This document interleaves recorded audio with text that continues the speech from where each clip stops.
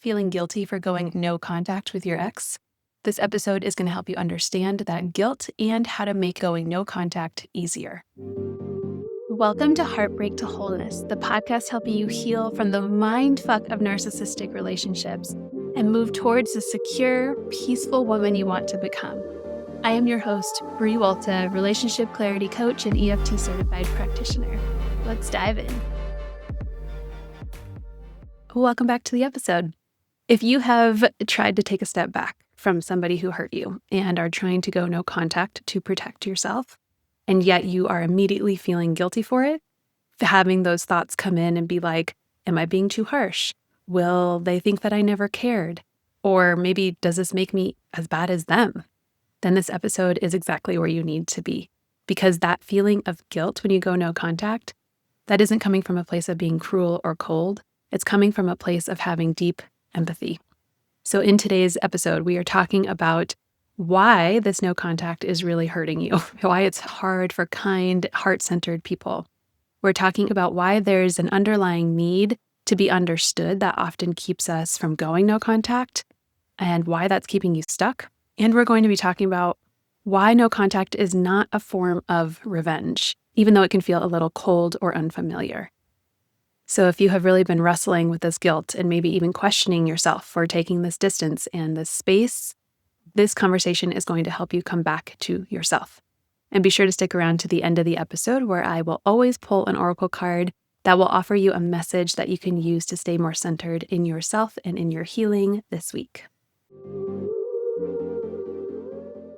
Let's get into this guilt that you are feeling as you are starting to go no contact, or maybe you're in the middle and really having this challenging time with this internal incongruency, maybe that you're feeling, this internal battle of maybe I shouldn't be doing this. I know I should, but this feels really wrong. What is this? How do I get through this discomfort?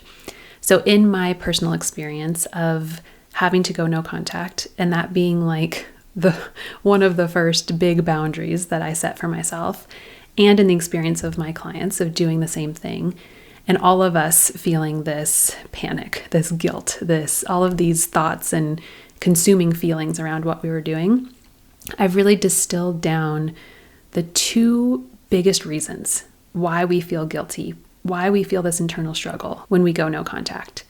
The first reason is because you are equating this boundary with being cold, mean, harsh, stooping to his level, treating him with disrespect, trying to punish him, right? It's an outdated understanding of what a boundary is.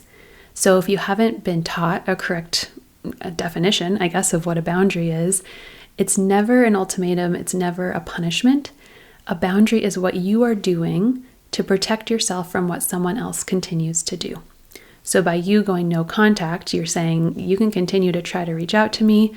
I'm not trying to convince you to not do that, but if you continue to reach out to me, I'm going to block you so you can't reach me. You're taking what's in your power and protecting yourself, regardless of what he continues or stops doing.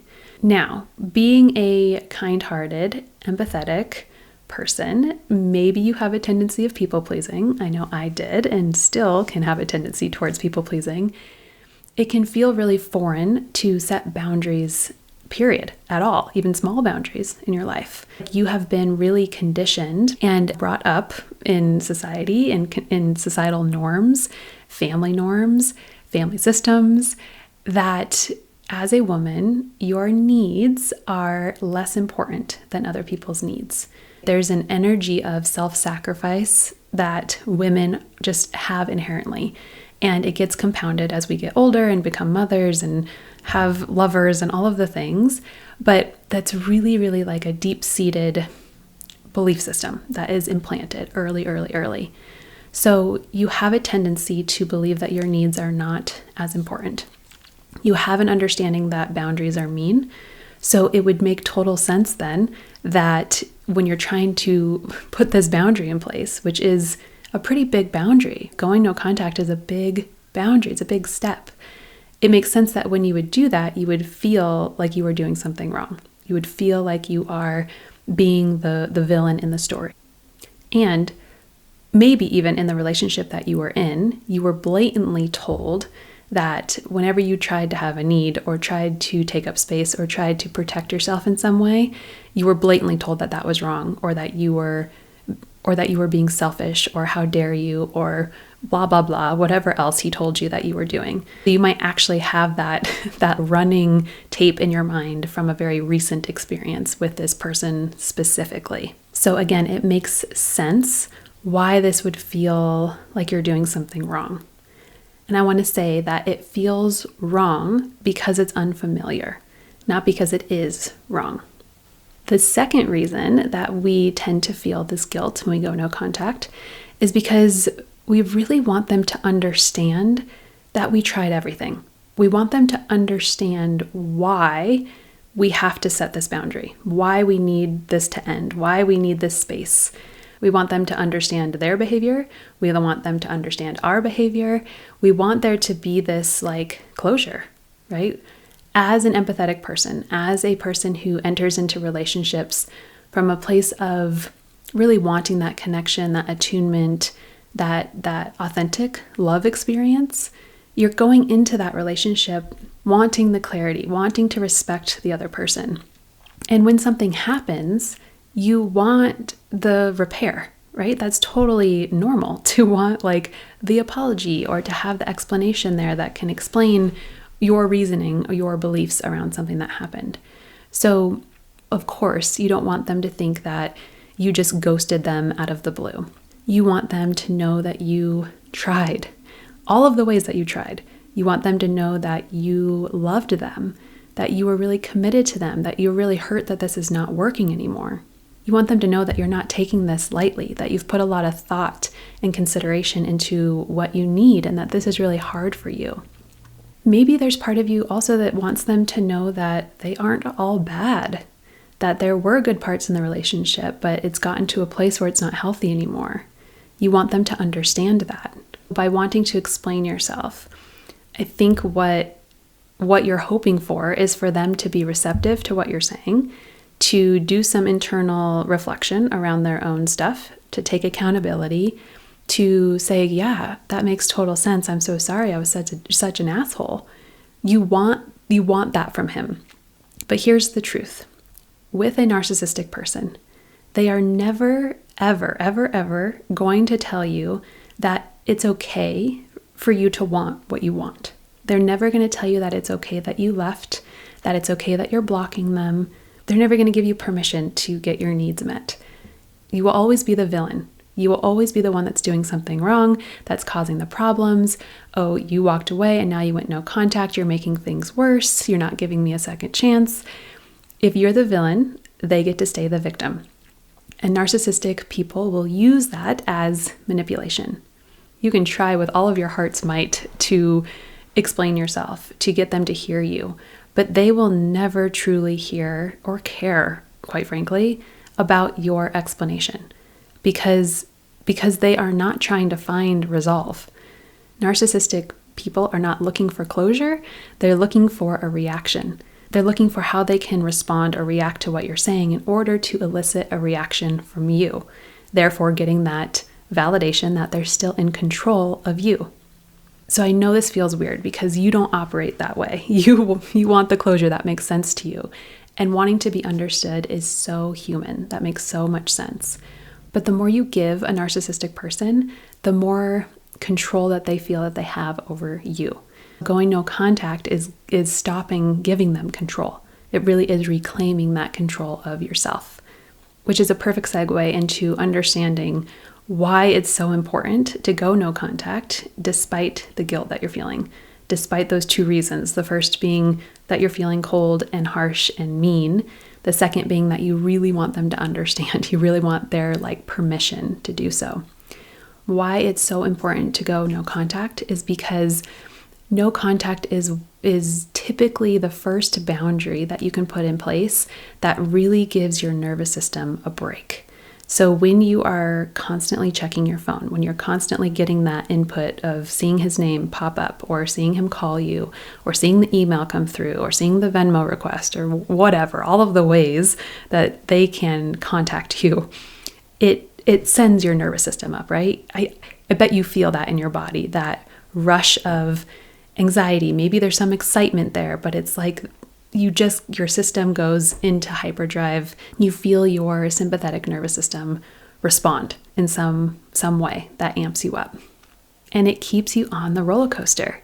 I know you know the roller coaster by now if you are at the point of going no contact. Allowing him to have access to you in that way keeps you on his roller coaster. It keeps you dysregulated. No contact in this case is not revenge, it's a reset. It's a reset for your nervous system. Another really important reason to go no contact is because it interrupts the cycle of manipulation. So it takes away the control that they have over you. When they have access to you, whether they are love bombing or breadcrumbing or flipping between text messages of how wonderful you are, and then you get 75 messages about how horrible you are, whatever type of contact they're trying to make with you, it's all a way to pull you in to get the reaction. Either they're pulling you in to get the reaction of, I love you, I miss you, let's get back together, or they're pulling you in order to piss you off, to get you to start to engage, to explain yourself, to tell him how crazy he is, or whatever it is. The engagement is what they're looking for. This is really important, and I want you to hear this and sit with this.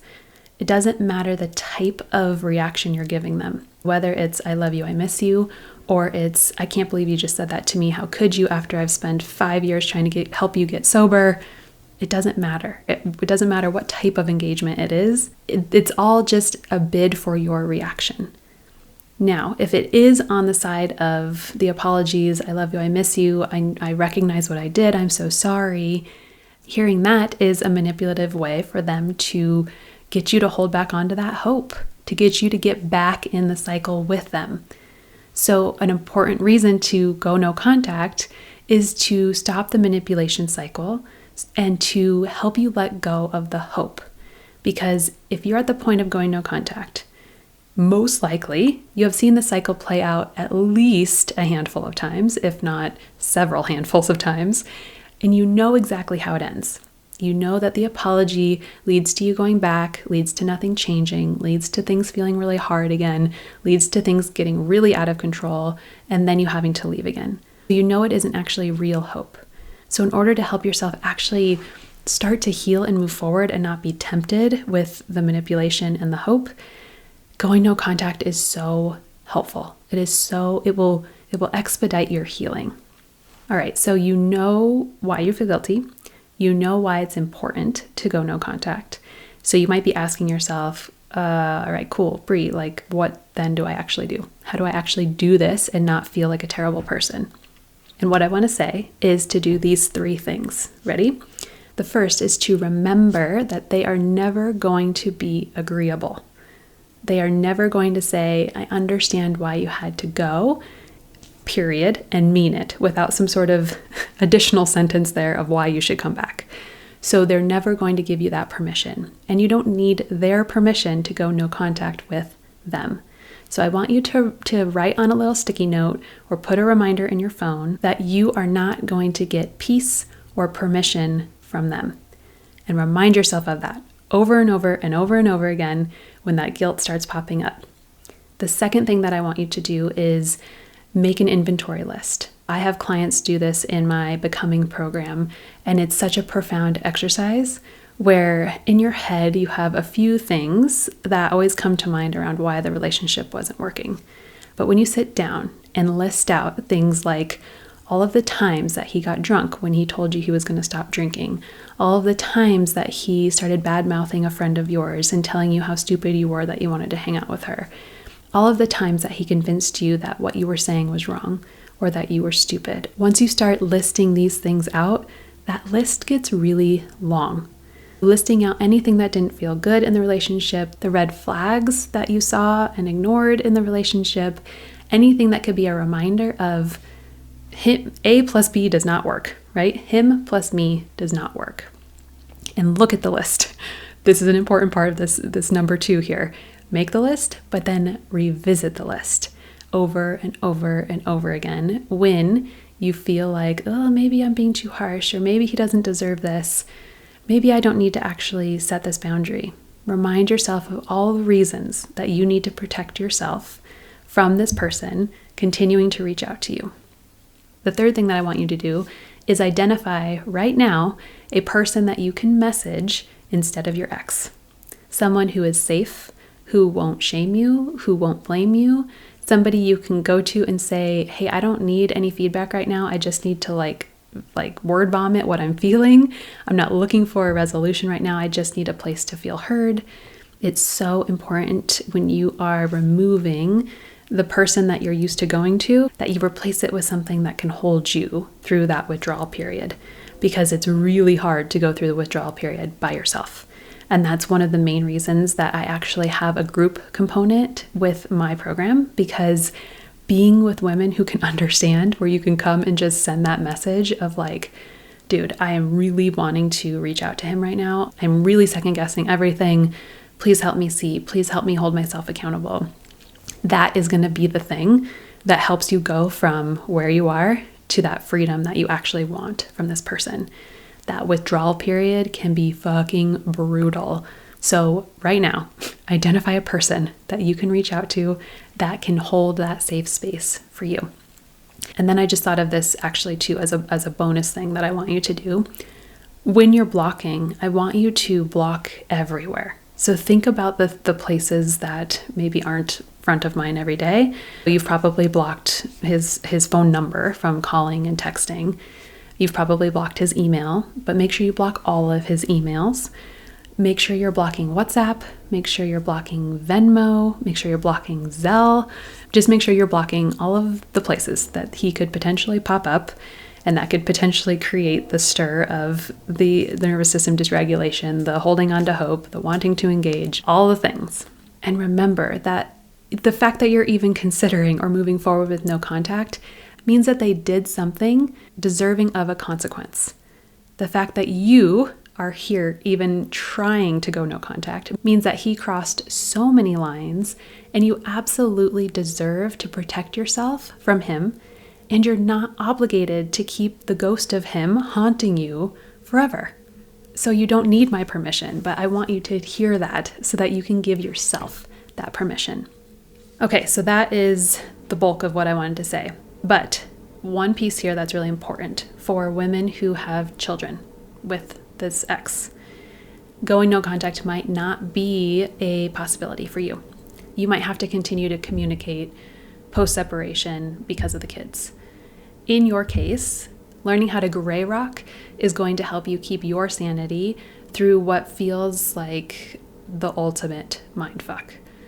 The women that I work with that have kids, they go through a special and tremendous amount of post-separation abuse in most cases. So learning how to protect yourself energetically, learning how to communicate by gray rocking without getting sucked in for the reaction, for the validation, for the whatever he's trying to do to rile you up, is going to help keep you sane. It's going to help you keep yourself resourced for your kids, and it's going to help you move through the court process to get the outcome that you want. Gray rocking is really what it sounds like. It's like this boring gray rock. You're not giving any emotion back to what he's saying. You are just stating facts. It's typically pretty short and feels a little bit robotic. So it will feel foreign because, again, you're an empathetic person who wants to relate, who is looking for understanding, who really did once care about this person. But in order to engage with a narcissistic person, it will make your life so much easier if you can receive a text message from him and respond back with, the kids will be there at 3.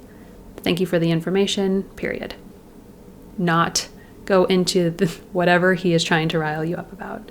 So do a little bit of research on gray rocking, what that can look like in legal situations. Get some legal advice from your whoever your legal advisor is around, what do I need to say? How much communication do I need to have in order to not shoot myself in the foot here? And then go from there around how you can communicate in a very short and unenthusiastic way. And definitely not getting roped into the sob stories or him telling you how terrible of a mother you are, which is really, really hard. So having your legal support, having a coach, having a therapist, having somebody in your corner that can help you understand those text messages, see the manipulation, help you craft your responses is going to make your life so much easier in that process.